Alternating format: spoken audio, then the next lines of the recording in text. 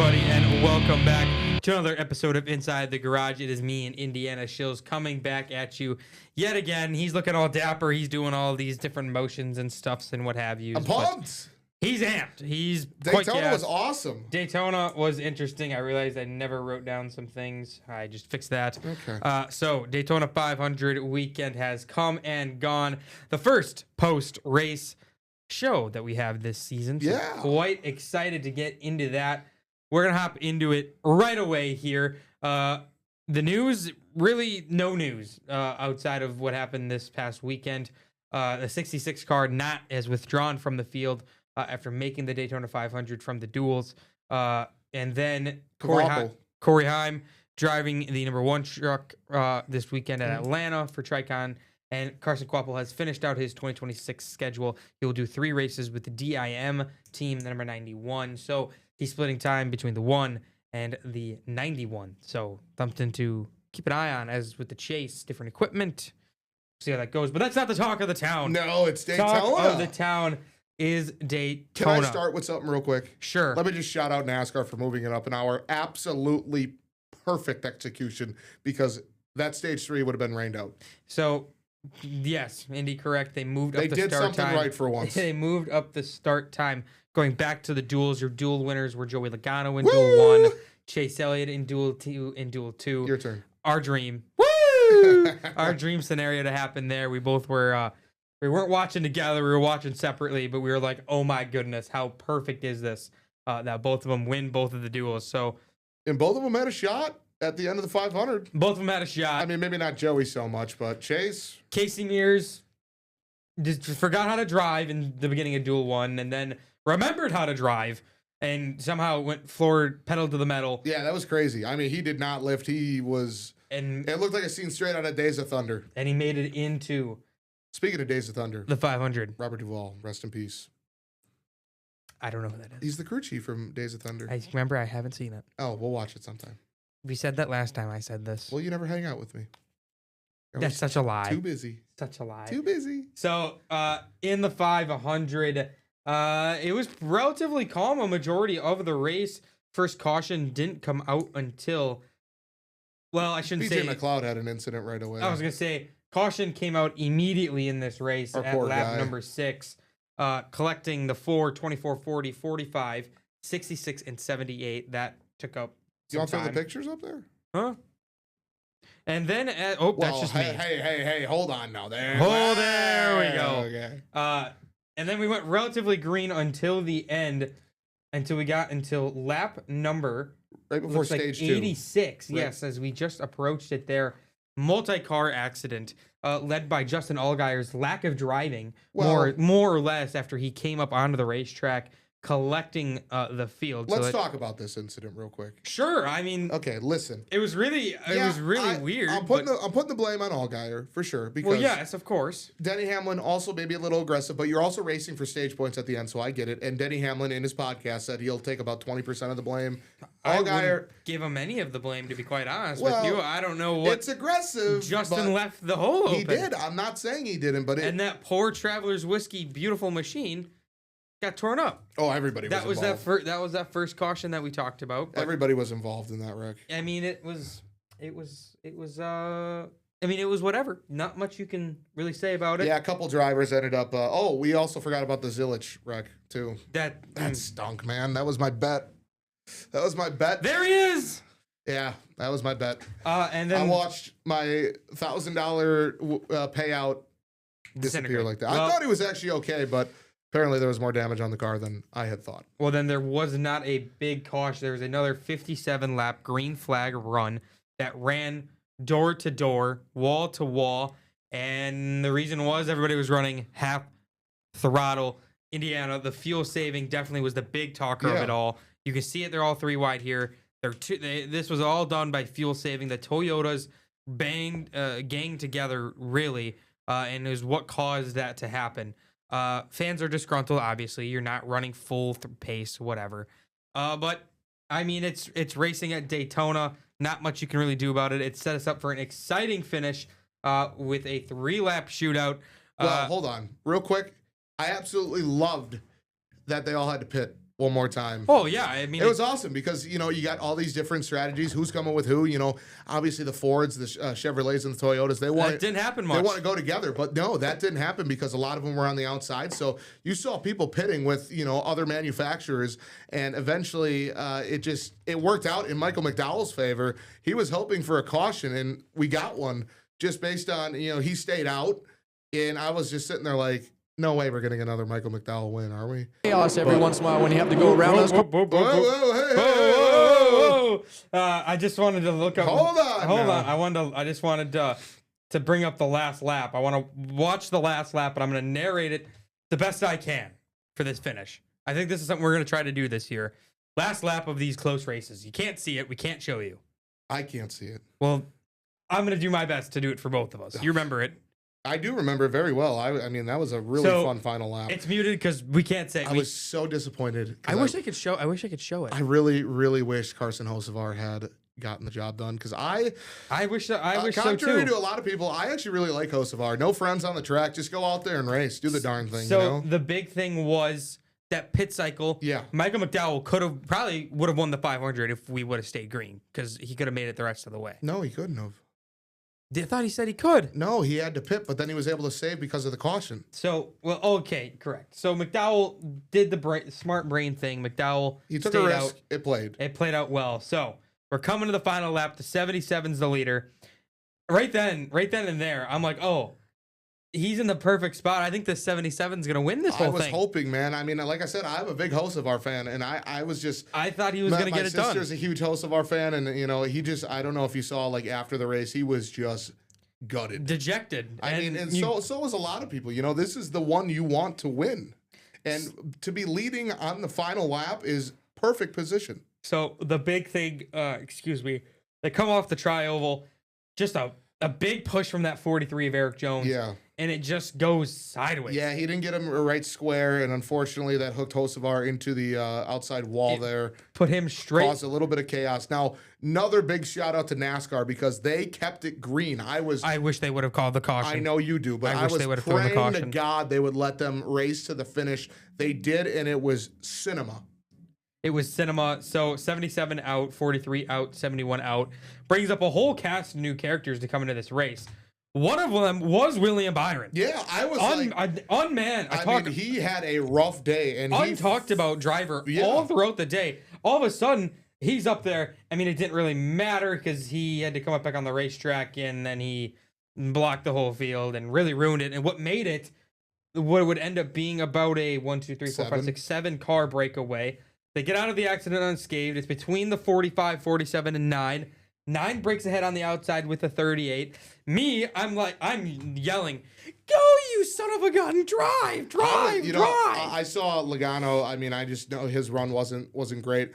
I'm kind of shocked Zane Smith didn't make more of a move on the backstretch. It was so insane because I wouldn't have been mad if that 38 won either. That would have been awesome. I mean, so what happens on the backstretch? 38's pushing the 9. It's over. I'm like, it's over. He's on his bumper. The 35 is detached from the 45. The 47's way behind on the 22. There's nobody there. Well, then we're coming into 3 and 4, and I'm like, even better. And then the 38 backed off. I mean, that's quite common because you want that final run for the end there. Yeah. So that's what you're banking on.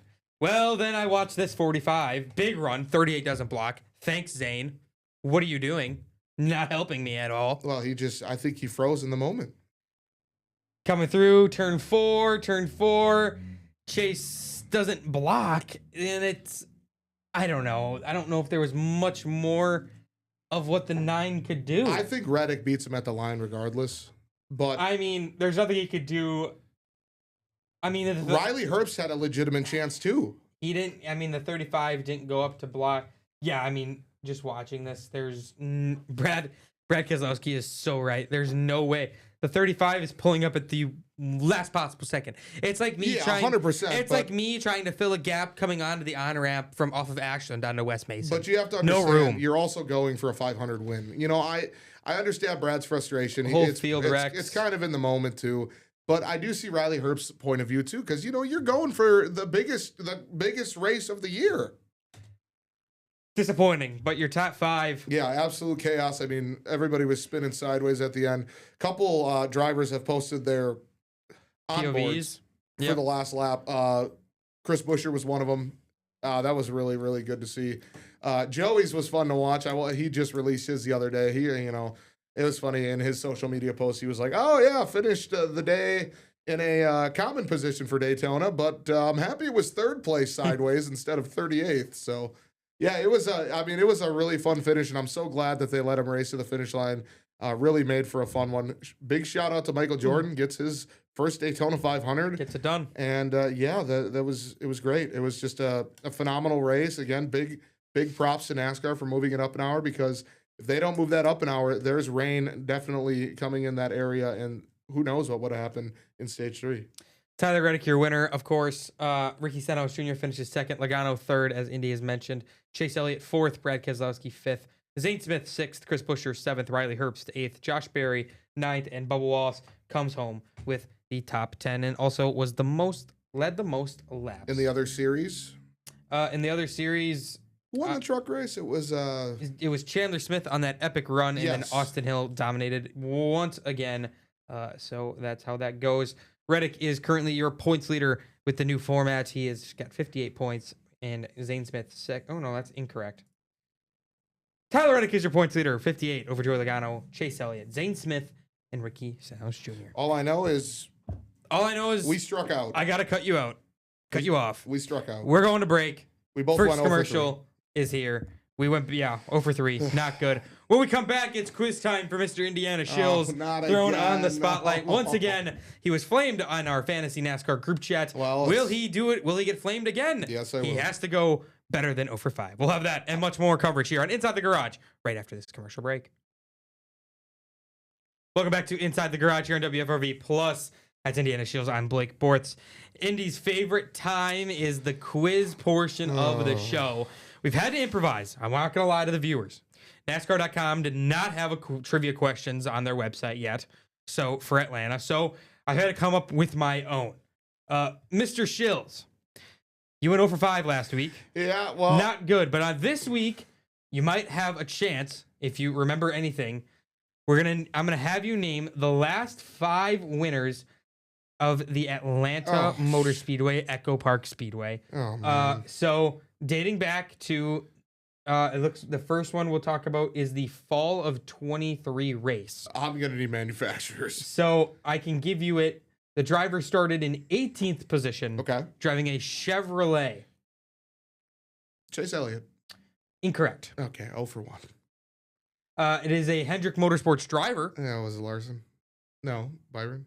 It was William Byron. He won the race. I was gonna guess. 2023 fall. Okay. You should get the 2024 spring race. My hint to you: Suarez, Kyle Busch, and Ryan Blaney. Who won that race?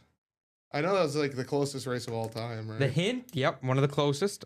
Hint: winner drove a Chevrolet. Okay. They are down your options from 3 to 2. Okay. Who do you think it is? It was Suarez. It was Daniel because Suarez. Kyle Busch hasn't won in a while. Daniel Suarez. All right, look at that. We're on the board, He's ladies. on the board. If he gets the next one wrong, quite embarrassing for him. Driver of a Ford won in the playoff race at Atlanta in 2024. Joey? Yeah, Joey Logano Yes, got it done. Indy 2 for 3. I'm hot, baby. Don't. I think he's going to stay hot for the rest of them. Last year's spring race, who got it done? In the spring race? Yep. Bell. Christopher Bell. Come on, baby. First part of his three-peat was done in that race last year. Bang. And then who won last year's playoff race in the defending track champion? Oh, God. Wait. You should know. I should? You really should. Defending track champion? Defending race winner in a Chevrolet was in the playoffs. So he in won this back race. to back? No, he just won the last race at Atlanta, at Echo Park. Drives a Chevrolet, a bow tie. He won in a special scheme created by hospital children. Oh, that was Chase. Chase Elliott got it done. Got it done. We'll Indy, say 3.5. No, well, You gave me a layup on that one. 3.5, We'll Mr. say 3.5. Shills. Improvement. That's Improvement. right. 3.5, baby. I would love to see what our NASCAR fantasy group chat They would all go 5 for 5. They're way smarter than I am. We'll see what they have to say. Well, Yeah, I can't can't wait wait. to share the link with them. Oh, God. Speaking of fantasy NASCAR, I finished 12th this week out of 18. Yeah, not very good for Indy you. finished in 5th? Top 10? Top 10? Top 5? Top 5? Yeah, we're 5th. No money for either one of us, though. No, unfortunately. I got to build my Atlanta lineup. I'm taking Chase Elliott all the way. I don't know who's. I haven't really thought about it yet, but I know there's a couple guys. So we are closing the book on the Daytona 500. It is gone and past us. We are no longer upset about it. We're moving forward to race number 2 at Echo Park Speedway. Again, like Indy alluded to, Christopher Bell won the spring race last year on his way to a 3-peat to start the year. And then Chase Elliott won in the postseason race, or it wasn't a playoff race. It was the start of it was like a midsummer race. I don't know. See how much I know. Sorry. Yeah, well, welcome to my world. Christopher Bell over Hocevar Larson Blaney Stenhouse. Hocevar, baby. Hocevar, a good look, good shout. He has a great average finish at the revamped Echo Park Speedway. Chase Elliott is also quite dangerous, even though driver number 9 finished in 20th place last year.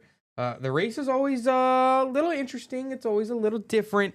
You never know what you're going to get at Atlanta. We remember from that early summer race to kick off the in-season challenge, catastrophe. Oh, Wrecks yeah. every corner. Just everywhere. So I'm quite intrigued to see what it'll be like in that race. I mean, there were quite a wide variety of leaders throughout this race a season ago. Cindric, Gilliland, Barry, Cody Ware, Joey Logano, BJ McLeod, Alex Bellman, Kyle Larson, Chase Briscoe, you name it, they probably led a lap at Atlanta. It's going to be interesting to see what happens, what really occurs in this race. The fun fact I have for you there, Mr. Shills, you want to hear it? Of course. The last 5 winners, one thing they have in common, they didn't win from the pole. Also, Well, let's hope our guys don't get the pole. only one of them started within the top 10. That was Joey Logano. Hey. Joey Logano also won. He won that inaugural the inaugural race at the revamp It's almost like he's good. from the pole. Mm. Chase Elliott the year before won it from the pole. I don't know. Atlanta's fun. Echo Park's fun. I don't Atlanta a really lot. have much like Atlanta a lot. of an issue with it. It's really, I love it. I don't love know what if I they did to it. schedually love probably the scheduling. I don't think you need to start with 2 super speedways. Not Yeah, saying that's Tyler, probably not true. saying Tyler Reddick is a random winner, but he wins the 500. You might get Ty Dillon to win, and I'd lose Oh, my mind. God. I don't want to be on Fun- the show for that. Fun fact: Tyler Reddick, all 9 of his career wins, 9 different style racetracks. That man can win anywhere. Also, fun fact on Tyler Reddick: he's won the season opener in the Trucks, Xfinity Series, and Cup Series. He's a dog Do you know which truck team he won? with Reddick. Yep, Brad Keselowski Racing. Yeah, didn't even give me a chance. You were not going to say Brad Keselowski Racing. I had to think. You definitely would have said, like, Thor Sport. Oh, 100%. But you know he won with Junior Motorsports in the Xfinity Series, right? I Mhm. should say O'Reilly Auto Parts Series. Yeah, thank you. Make sure we get that right. My picks, Natalie Deckard Yeah, well, didn't win. no. But I wanted, like, the chant. Like the thrill of the thrill of the win is what, like, I really was going for. You'd be a horrible, horrible casino player. You've been to the casino with me before. And I've seen it. So back to NASCAR. Stock car. Vroom, vroom. What do you think? Next week's we go Dakota. Fine. You you know me. Oh my goodness. Jeez. Wrong pipe. Here's the funny thing. I know we're gonna get to our picks here in a second. Looking at the O'Reilly Auto Parts series, Austin Hill won the Atlanta race from he's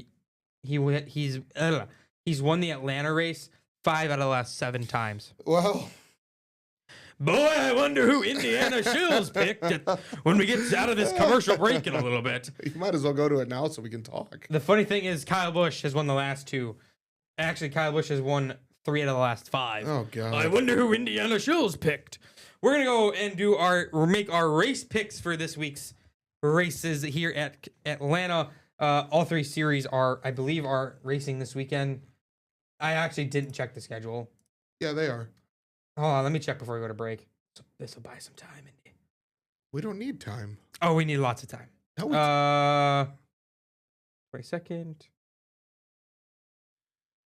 well, I hope you guys are enjoying. Oh, yeah. Okay, we don't have any breaks for a while. Wait, Craftsman Truck Series. Yes, they race. Ooh, we can talk about St. Petersburg for the trucks. Okay. All right, guys, we're going to head to our Get to the final commercial break. When we come back, me and Indiana Shields will make our picks here on Inside the Garage. Stay with us, guys. I should have brought the pictures up right away. Pick time. We'll let the pictures keep on scrolling through. Pick time for me and the Shields Meister, Mr. Hoosier. What is that? Mr. Indiana. All right. We got the truck series. Me and Indy are both going with Rowdy Bush. Yeah. Based on the stats that we have and the information, the data that I've acquired by researching in the probably hour I spent looking at drivers.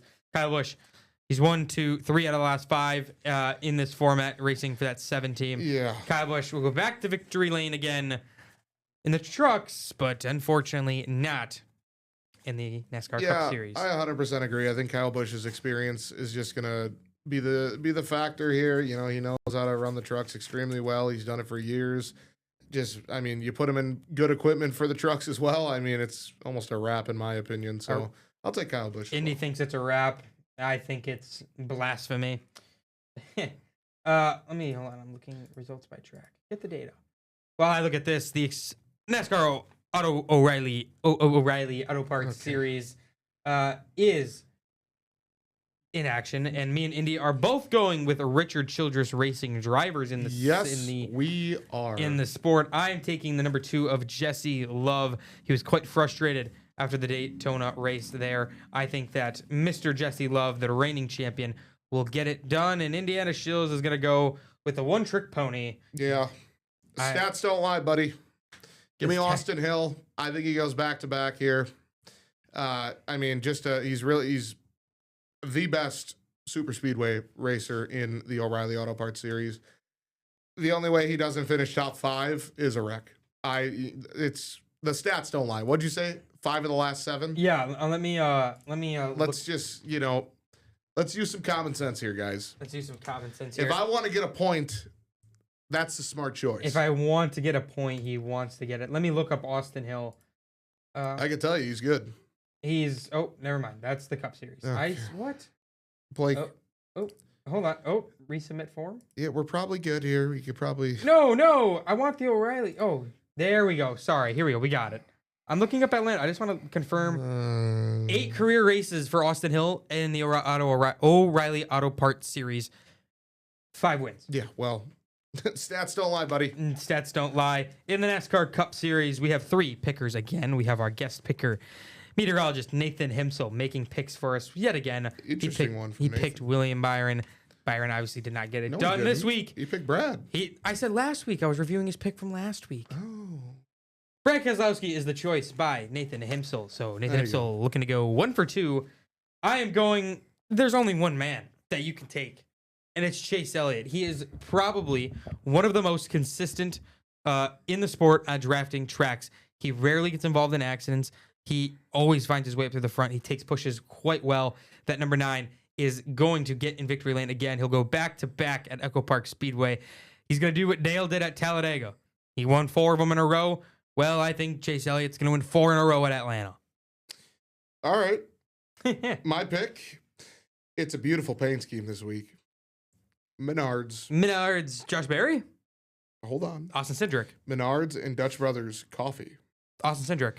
No, sir. Joey Logano. Ryan Blaney is the man. You know, he's just been very consistent at Atlanta throughout his career. Well, do you want me to tell you how consistent he's been in his career? Well, you're going to tell me anyways. Well, he won a race before the repave, so that doesn't matter. I think the repave was in 23.